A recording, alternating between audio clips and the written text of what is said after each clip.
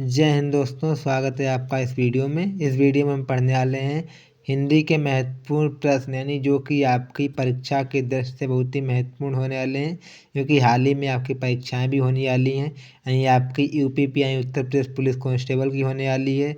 इसके अलावा आपकी जीडी की होने वाली है। यानी ये जो प्रश्न है आपकी जीडी के लिए और यूपी के लिए बहुत ही महत्वपूर्ण होने वाले हैं, यानी कि कारगर साबित होने वाले हैं। तो हम ज़्यादा टाइम नहीं लेंगे, यानी हम शुरुआत करते हैं अपनी क्लास को। नहीं, हमारा पहला प्रश्न क्या है? हमारा पहला प्रश्न है, आंध्र प्रदेश में कौन सी भाषा बोली जाती है? जो आंध्र प्रदेश है, आंध्र प्रदेश में कौन सी भाषा बोली जाती है? तो आपको ऑप्शन है तमिल, तेलुगु, कन्नड़ या मलयालम। तो आपका सही उत्तर हो जाएगा बी, यानी आंध्र प्रदेश में तेलुगु भाषा बोली जाती है। आंध्र प्रदेश में तेलुगु भाषा बोली जाती है। ठीक है, तो आपका अगला प्रश्न है, भाषा वाहिका होती है, यानी जो भाषा वाहिका होती है वो क्या होती है? होती है आपकी चरित्र की होती है, या आपके मन की होती है, या भावों की होती है, या धन की होती है। तो ये आपका उत्तर हो जाएगा ऑप्शन नंबर सी। ये जो आपका भाषा वाहिका होती है आपकी भावों की होती है, आपको याद रखना। ठीक है, आपका अगला प्रश्न है, कौन सी भाषा भारोपी परिवार की नहीं है? यानी जो कौन सी भाषा है जो कि भारोपी परिवार की आपकी नहीं है? तो आपके ऑप्शन है अंग्रेजी भाषा, हिंदी भाषा, मराठी भाषा या मलयालम भाषा। तो आपका उत्तर हो जाएगा मलयालम भाषा। जो मलयालम भाषा है आपके भारोपी परिवार की नहीं है।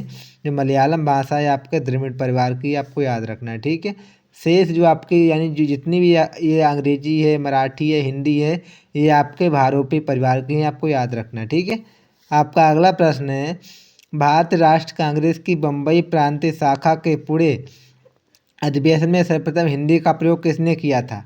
तो आपके ऑप्शन है जवाहरलाल नेहरू ने किया था, WC बनर्जी ने किया था, सुभाष चंद्र बोस ने किया था, महात्मा गांधी ने किया था।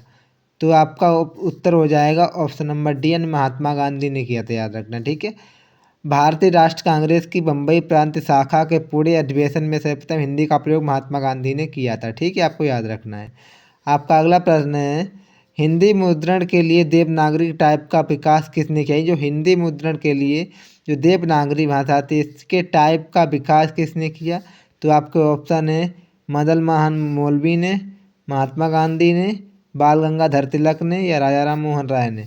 तो आपका सही उत्तर हो जाएगा ऑप्शन नंबर सी, यानी ऑप्शन नंबर सी, यानी बाल गंगाधर तिलक ने क्या किया? देवनागरी टाइप का यानी कि विकास किया था, याद रखना। ठीक है, जैसे कि यहाँ लिखा है, हिंदी मुद्रण के लिए देवनागरी टाइप का विकास बाल गंगाधर तिलक ने किया।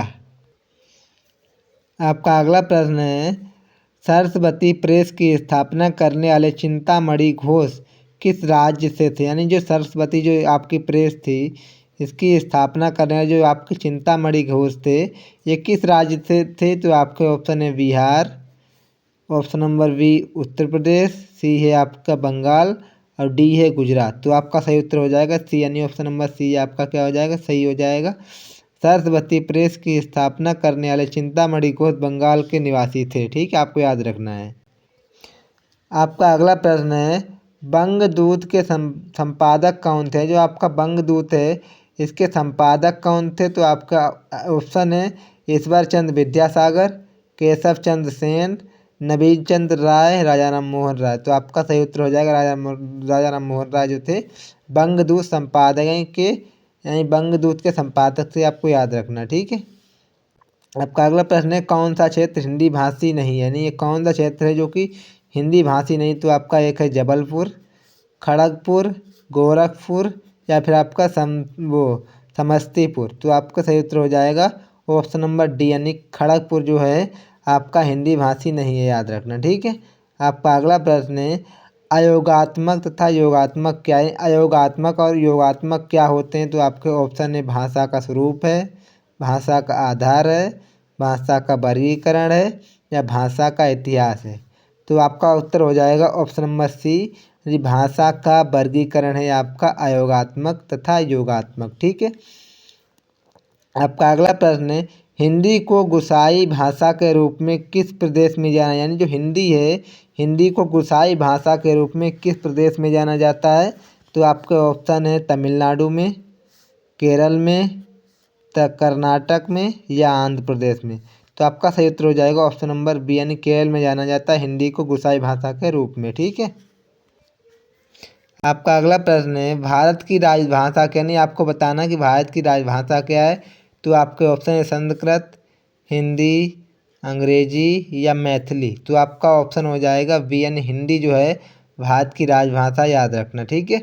आपका अगला प्रश्न है, संविधान की किस अनुसूची में मान्यता प्राप्त भारतीय भाषाओं का वर्णन, यानी भारत की किस अनुसूची में जो मान्यता प्राप्त आपकी भारतीय भाषाएं हैं इनका वर्णन है। तो आपकी यानी कि जो ऑप्शन है प्रथम अनुसूची, 5वीं है, 8वीं है, 11वीं है।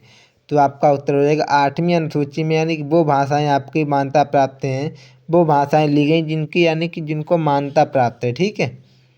आपका अगला प्रश्न है, भारत संविधान में कितनी भाषाओं को मान्यता प्राप्त है, यानी भारत के संविधान में कितनी भाषाओं को मान्यता प्राप्त है। तो आपके ऑप्शन है 11, 14, 18 या 22। तो आपके ऑप्शन हो जाएंगे भारत में जो है यानी कि 22 भाषाओं को मान्यता प्राप्त है। ठीक है, याद रखना।